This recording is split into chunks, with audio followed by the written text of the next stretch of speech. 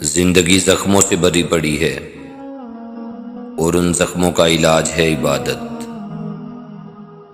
ہاتھ اٹھا کر آنسو بہا دیا کرو، درد سنانے کی ضرورت نہیں، کیونکہ وہ خالق و مالک دل کا حال جانتا ہے۔ اللہ کے پاس سمندروں کے آشیانے ہیں، مگر اللہ اپنے بندے کے ایک آنسو کے قطرے سے محبت کرتا ہے۔ تکلیف میں سجدہ کرنا اور پھر تکلیف کو دنیا والوں سے چھپانا اللہ والوں کا مقام ہے۔ خدا جب درد دیتا ہے تو تسکین بھی دیتا ہے، تو مانگ اسی سے تسکین، صبر اور اس کی مدد، پھر تو رحمان کو رحیم ہی پائے گا۔ ہر رکاوٹ میں کوئی نہ کوئی بہتری چھپی ہوتی ہے، جو اللہ تک لے جائے وہ ٹھوکر سزا نہیں ہوتی۔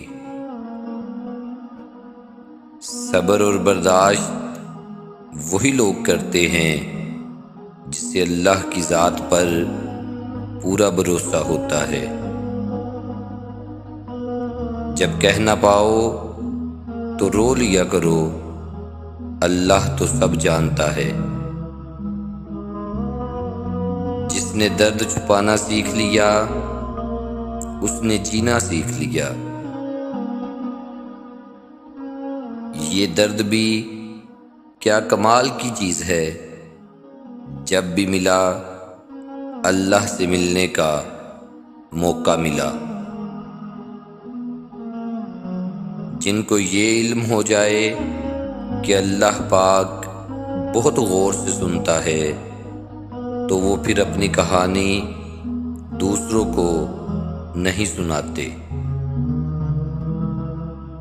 آزمائش میں اللہ اذیت دینے کے لیے نہیں ڈالتا، بلکہ کچھ سکھانے کے لیے ڈالتا ہے۔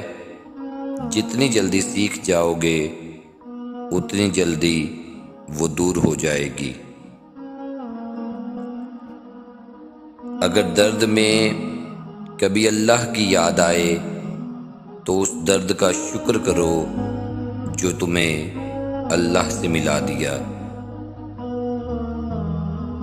اپنے جذبات ظاہر کرو تو صرف اللہ کے آگے کوئی کسی کا درد نہیں سمجھتا سوائے اللہ کے۔ گناہوں سے نجات وہی پاتا ہے جو اقرار جرم کر لے، اور ندامت کے لیے تو یہی کافی ہے۔